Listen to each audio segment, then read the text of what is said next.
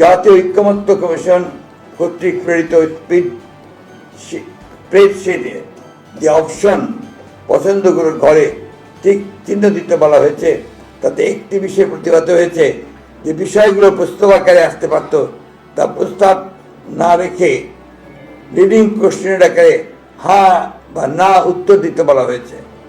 যেমন প্রস্তাবগুলো গণপরিষদের মাধ্যমে বাস্তবায়ন চাই কিনা হ্যাঁ বা না বলুন, কিন্তু প্রথমে সিদ্ধান্ত আসতে হবে যে গণপরিষদের প্রস্তাবে আমরা একমত কিনা। একইভাবে গণভোট, গণপরিষদ এবং আইনসভা হিসাবে নির্বাচিত সংসদের মাধ্যমে প্রস্তাবগুলো বাস্তবায়ন চাই কিনা ইত্যাদি হ্যাঁ বা না বলুন।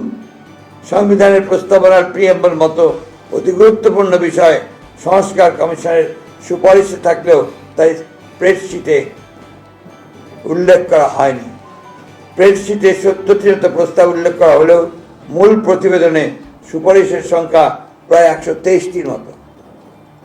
একইভাবে নির্বাচন ব্যবস্থা সংস্কার কমিশনের মূল প্রতিবেদনের 150টির মতো সুপারিশ তুলে ধরা হলেও স্প্রেডশিটে মাত্র 27টি বিষয় উল্লেখ করা হয়েছে, তার মধ্যে অধিকাংশই সংবিধান সংস্কারের সাথে সংশ্লিষ্ট।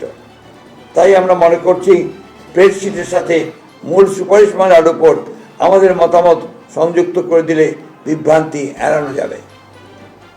জাতীয় ঐকমত্য কমিশনের স্প্রেডশিটের অবস্থা এবং কমিশন সদস্যদের বিভিন্ন সময়ের বক্তব্য ও বিশেষ কয়েকটি রাজনৈতিক দলের বক্তব্য বিবৃতির মধ্যে মিল পাওয়া যায়, যাতে জনমনে প্রশ্নের জন্ম দিতে পারে যে সকল বিষয়গুলো যেন একটি পূর্ব নির্ধারিত কর্ম পরিকল্পনার অংশ, যা গণতন্ত্রের স্বার্থের পক্ষে কিনা সেটা বলা মুশকিল।